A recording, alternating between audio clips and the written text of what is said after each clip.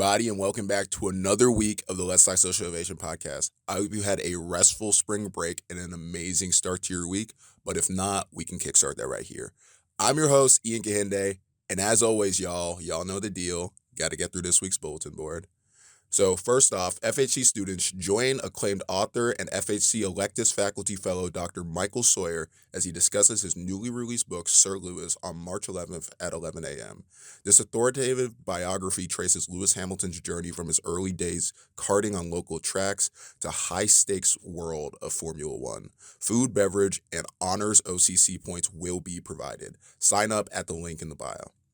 Next up, the social season is upon us, and the campus is abuzz as the David C. Frederick Honors College welcomes artist-in-residence Morgan Overton as the keynote speaker to the annual Dean's Stirring Stories afternoon tea on Tuesday, March 12th from noon to 1:30 p.m. It promises to be the most splendid afternoon once more as attendees regard an inspirational narrative from the keynote on those who have been empowered and contributed to their success. Prior reservation is absolutely essential to avoid disappointment, so secure your spot to be a part of this delightful occasion in the link in the bio.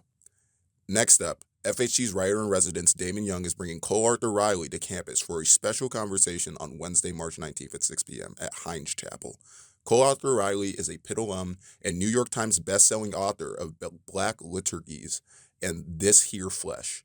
Claim your spot at the link in the bio. The first 15 FHC students at the event will receive a free copy of Black Liturgy, so make sure that you're one of them. Last up, the Office of the Provost invites you to share your vision for general education reform at our upcoming student engagement event, Aspire and Inspire, Chart the Future of Student Learning at Pitt. This event will take place in the University Club Ballroom B from 5 to 7 p.m. on Monday, March 24th. Dinner will be served, and there will be raffling of Panther Pride baskets. Students will receive OCC credit for participating. So RSVP at the link in the bio. So just about now, you should be seeing something on your screen that has all the QR codes and links of everything that we talked about in the bulletin board. But anyways, y'all, the reason why we are here, the incredible Dr. Audra Lewis-Hoesch, correct? Correct.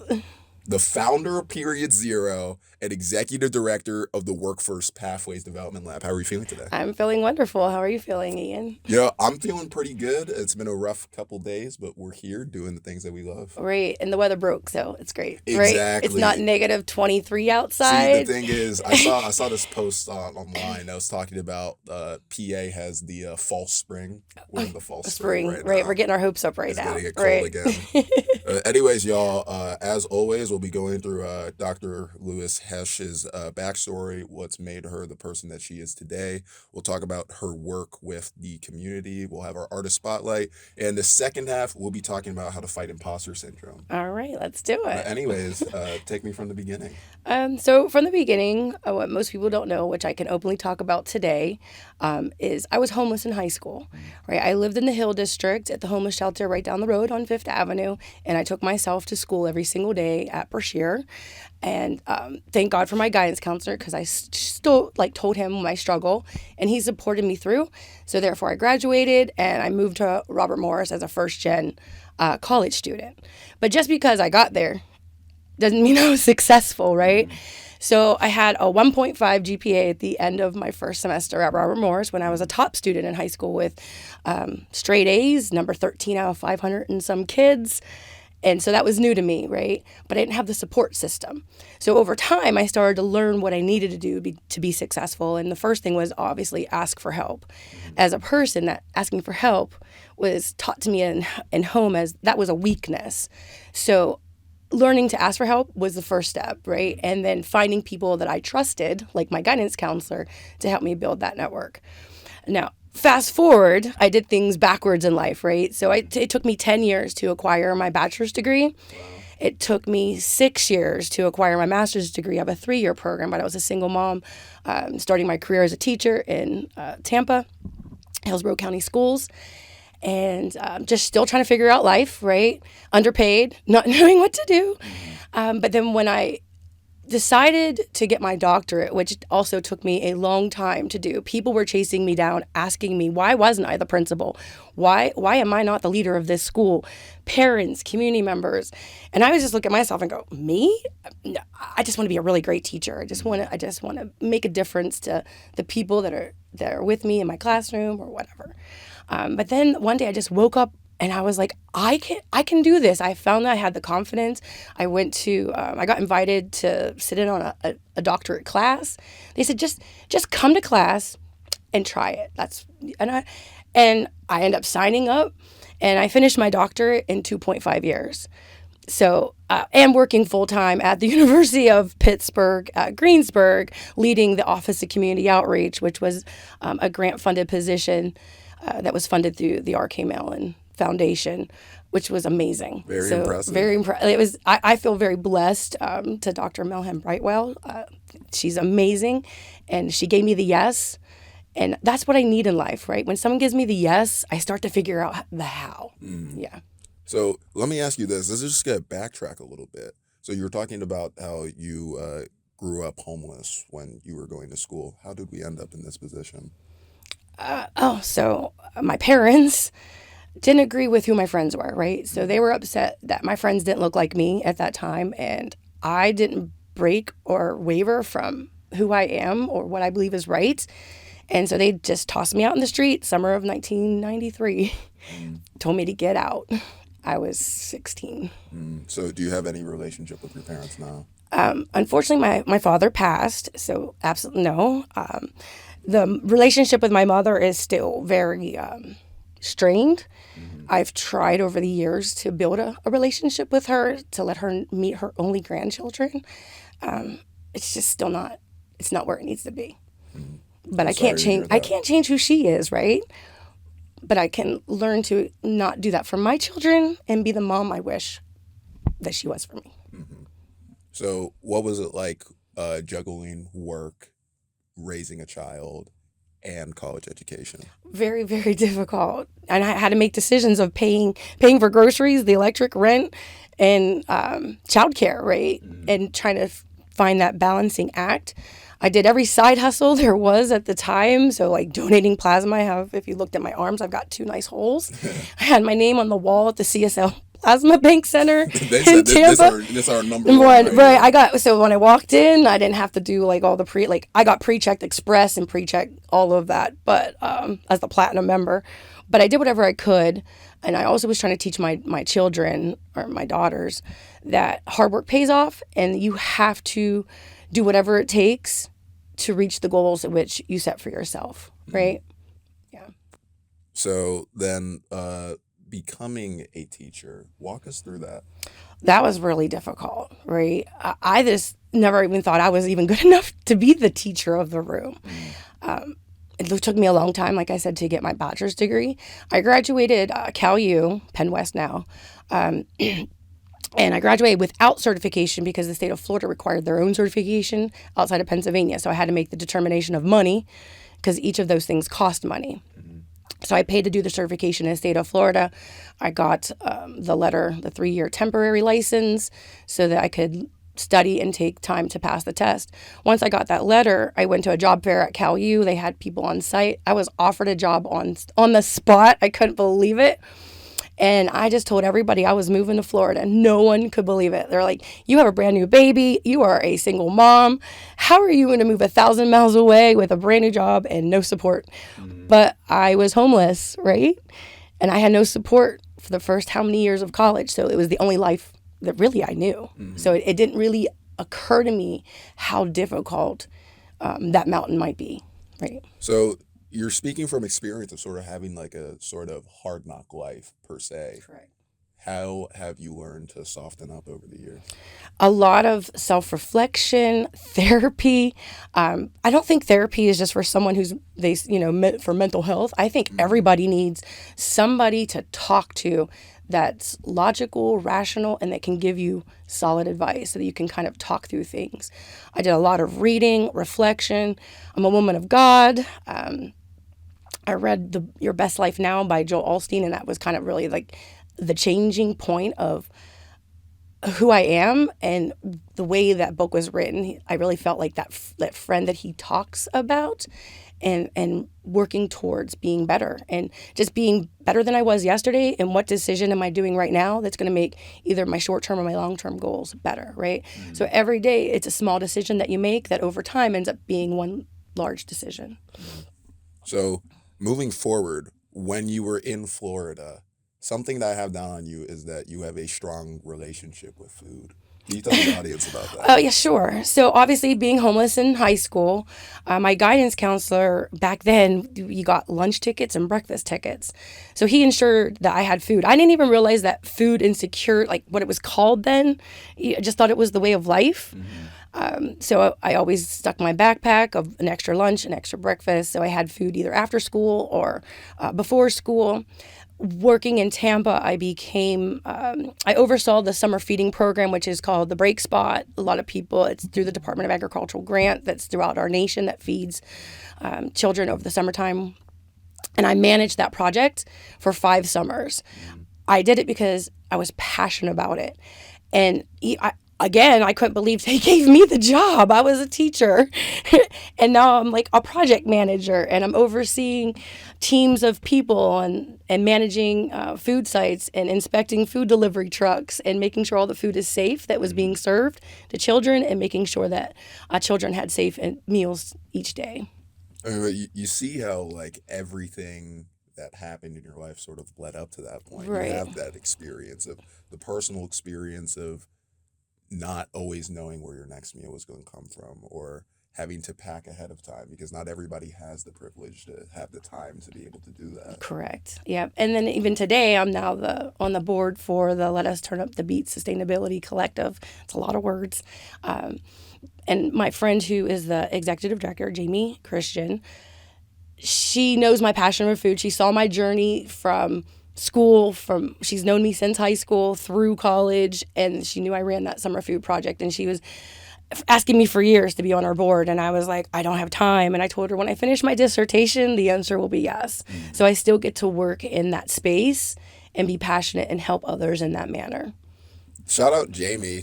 We had a great episode back in season 3. Jamie, if you're watching this, hello from your friends.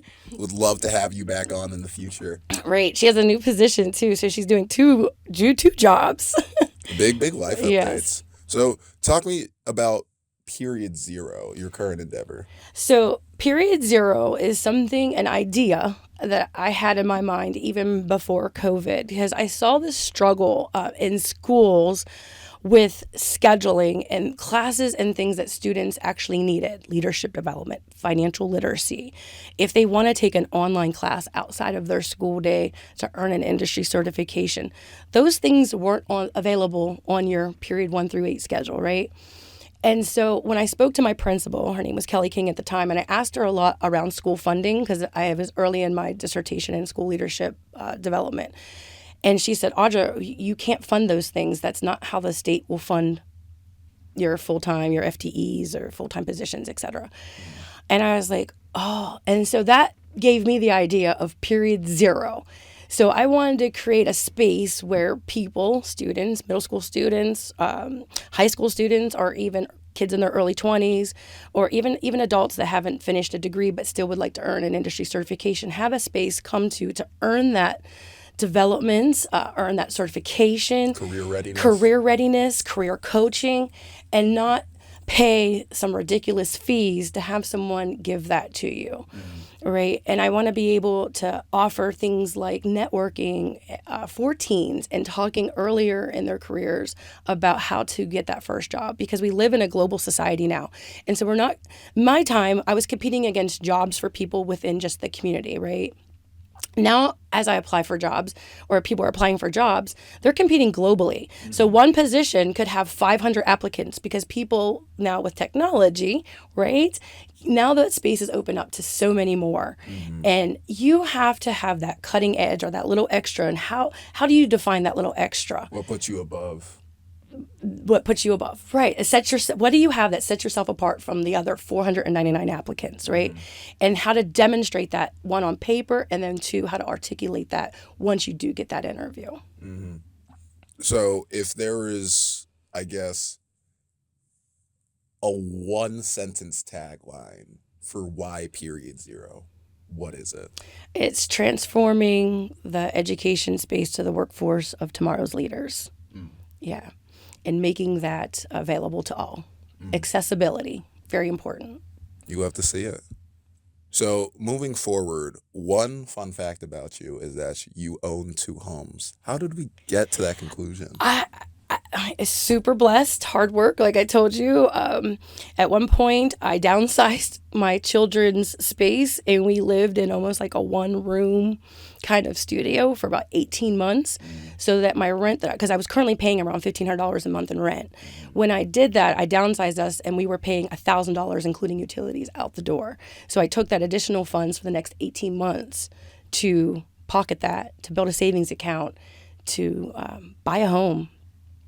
And I just kind of did it at the right time. I feel like I hit the Florida real estate lottery because I bought it right before the COVID time.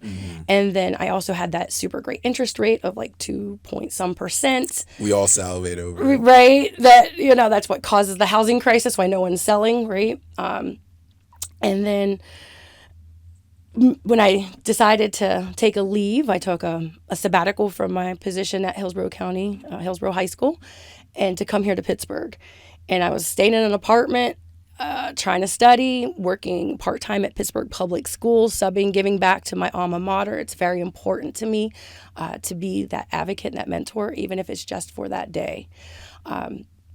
End up purchasing a home here in Bethel Park. Yeah, so I went from living in Whale's Tail, so that's what it's called at the time.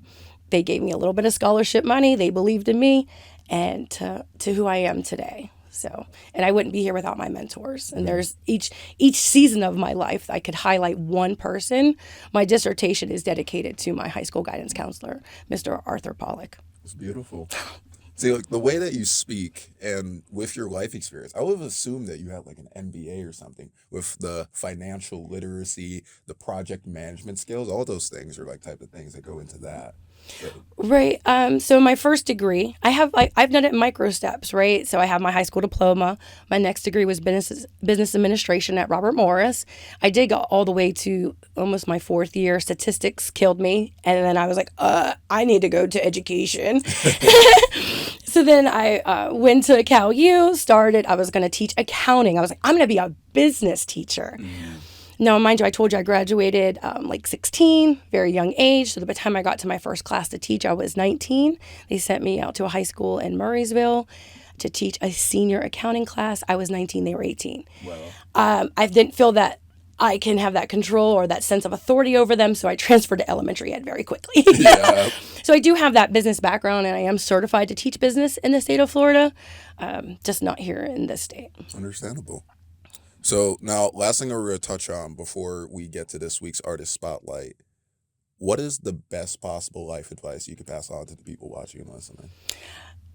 Turn every no, change that mindset. So when someone tells you no or you get a no from something that you maybe really wanted, change the thought process. That no means next. That means that wasn't meant for you.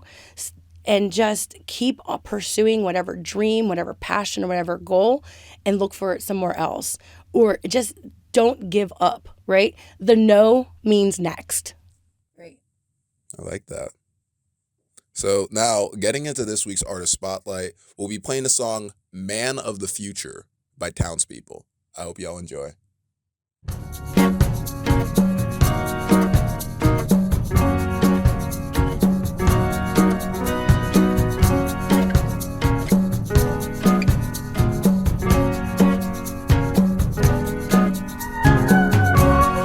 Mama said, when you're out for the weekend, be a man of the future, man of the future, man of the future. Long ago, it was cruel to be kind, now it's just cool to be cool. She said, son,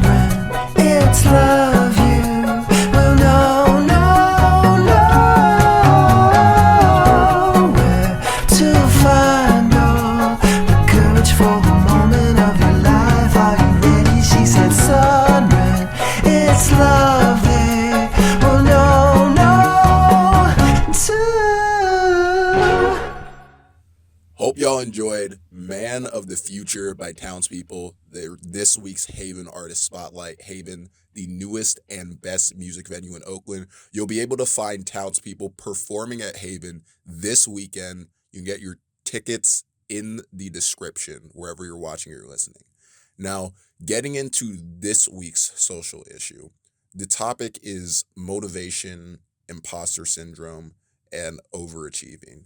Now, Dr. Lewis-Hoesch, coming from a homeless background and being the person that you are today, how did you fight the imposter syndrome coming through that? Because I've faced imposter syndrome over things that I believe are monumentally on a whole scale, much smaller than what you've been through. So how do you not let that stop you from applying yourself to certain situations? Well, Ian, like yourself, confidence, right? And so in the beginning, I never thought I was good enough for anything because of the trauma which I experienced as a child. So working through your childhood trauma, that really does affect the decisions that you make later in life. I'm terrible at relationships. I'm on my third marriage, but I think this one's going to work, because I worked through a lot of that trauma and recognizing those things were actually holding me back from being who I was and what I could be, right? And everybody else would see things in me that I couldn't see. And just the continued pursuit of achieving goals. And everybody tell me, I make straight A's. I earned the Perseverance Award at my graduation. They gave me an award this big and talked about me on the stage. And I just thought that was normal. Like, always giving your best 100% and maybe a little more every single time.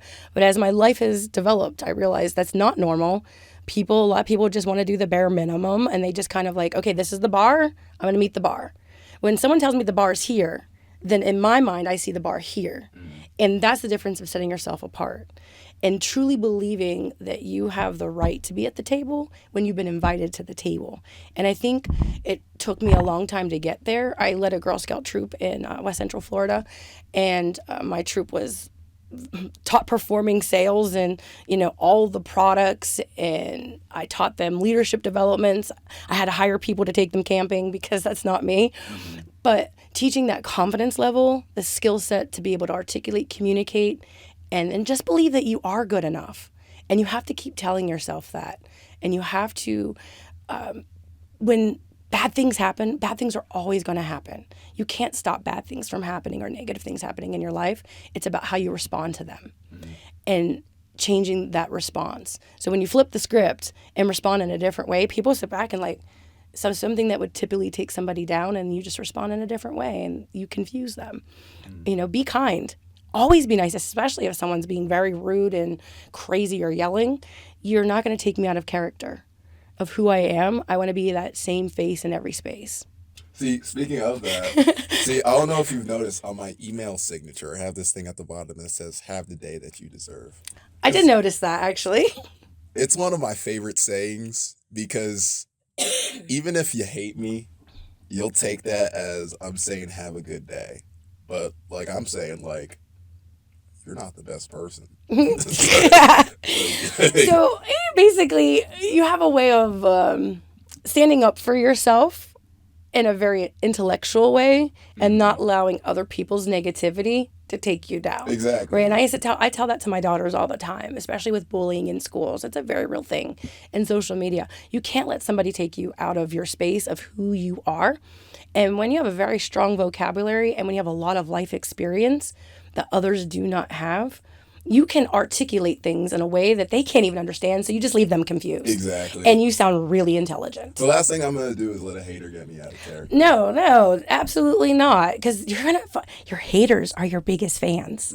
I can tell you truthfully that people that said really nasty things about me or people who tried to take me down later in life sought me out for something or wanted a relationship with me in some way. You already showed me who you are and your person, and I care about who you are as a character and how you want to be remembered. And how I've acted my whole life is, even in my classroom, how do I want these kids to remember me 15 years from now? In high school, you don't remember this teacher spent 25 hours working on a lesson plan and it was just so perfect and all the transitions went well. You remembered how that person treated you and how you made maybe something they said to you and how they made you feel that day. And if they made you feel in a really negative way by something they said may have been really condescending or very rude, you still remember that to this day. But if on the same flip the script and they did something extra and went out of their way, you were hungry, you missed breakfast, you got to school late, they didn't take points off, they hand you a breakfast bar, said sit down, take a breath, and enjoy. Those are the things that stick with Those you. are the things that stick with you and how you treat people. Correct? I mean, think about that, Ian. Think about, do you have a favorite teacher? Think about high school. I'm sure you can. Rob McCready. What did Mr. McCready do for you that just like stands out in your mind? I'm sure there's like maybe like one thing. Made me laugh every morning. Made you laugh and look how simple that is. Right? And I'm sure there's someone in your mind that made you not feel like Mr. McCready. And you carry that with you. So it's how you make people feel and how you want to be remembered. And even today, I may not be teaching full time today, but even I have the privilege of going to classrooms and substitute teaching in Pittsburgh public schools. And I'm only there for maybe a period. Maybe I'm there for the whole day. Maybe I'm there half day, however the school decides to use me. But I still operate with, how do I make them feel? How do I want them to remember me? That I want them to remember Dr. Lewis was here and she was really nice to me and she made me I was having a bad experience and now it's a good experience and, a better day and to put a smile on your face, right? So building off of that, leaving an impression. Right.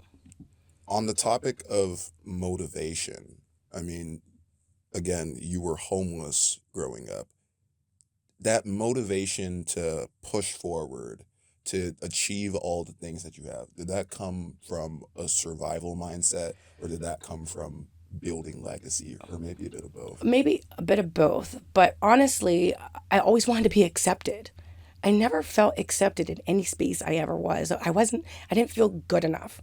And so I kept trying to achieve the next goal thinking, oh, maybe my mom will love me just enough if I blah, blah, blah, right? And I've come to the conclusion I could be the president of the United States. It's still not going to change our relationship because I can't make her change her ways, but I can only change how I respond to those ways.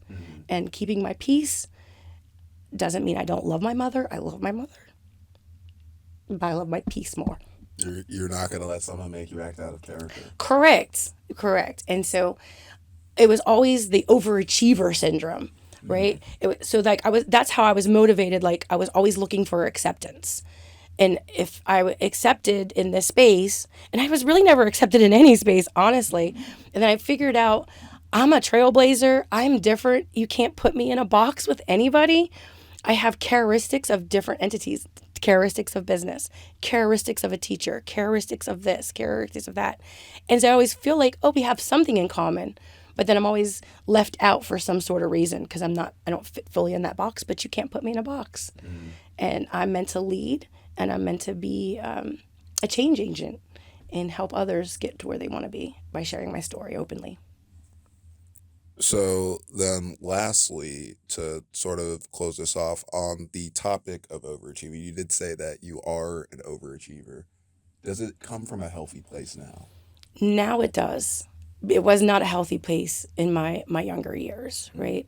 Now I want to show, like I said, I model for my children because I want them to achieve whatever goal it may be that they have, whether it's going to college or whether it's a trade or whether it's they start their own thing or be an entrepreneur. I just want them to know they're loved, they're accepted, and what matters is how they make people feel. So then how were you able to transition from the place of overachieving because of a want of acceptance to overachieving to create a legacy? Because I want my legacy to last longer than my time here on earth, right? And I might inspire, someone might be out here listening to this right now, and I might inspire them to achieve their goals. And I get to touch so many more lives doing what I'm doing. When I realized that in my classroom, I used to be very upset about policies. Kids can't do this. Kids can't do that. I'm not allowed to offer out this. I can't, like, there were so many policies. I brought a school pet. I didn't fill out the paperwork. Now I'm in trouble. I got to the place when I was working on my doctorate to realize I can change policy. I can advocate and create something new to make life better around that policy for others. And once you change that policy, it makes life not better for just myself or the people close to me, but it makes life better for all. I think one of the things that I've heard a lot is you die twice. Once when your heart stops beating, and then the second time when the last person mentions your name. I think you're doing a good job of making sure that second death is very, very far away. I appreciate that so much. I appreciate you wanting me here, inviting me here, and giving me this space to share my story. And if you want to reach out to me because I touched your life in some way, or you care about Period Zero, you can email me at info@periodzero.ai. We're going to be the lead of technology in the Pittsburgh area. All of Dr. Audra Lewis-Hoesch's information will be in the description if you'd like to reach out to her or see more of her endeavors. Now, before we get out of here, is there anything else you want to get across to the audience? I don't know, Ian. I just don't ever give up. Don't give up on your dreams, your goals, your passions, and know that you can. With the right supports, the right network, anything's possible in life. Amen. Now, again, this is the incredible Dr. Audra Lewis-Hoesch, founder of Period Zero and executive director of Workforce Pathways Development Lab. This is just a reminder to people watching that everybody has a story. Like, you're just walking down the street. I wouldn't have known you own 2 homes, that you used to be homeless, that you're founding nonprofits and all these things. Right. Every single person has a story. Right. So don't judge a book by its cover, literally. Right. Amen. So you might look at me and go, oh, she's got it all together. But I really never had it all together. I'm always figuring it out day by day. Life is a puzzle. Keep putting your pieces together to build. I think that's a good place to leave off on. So reminder, y'all, Dr. Lewis-Hoesch, all of her information will be in the description if you'd like to reach out or see the Period Zero or any of her other endeavors. It's been another incredible episode of the Yes, Let's it Talk has. Social Innovation Podcast. I'm your host, Ian Gahinde. I hope you have a great rest of your week, and we are signing off. Peace out, everybody.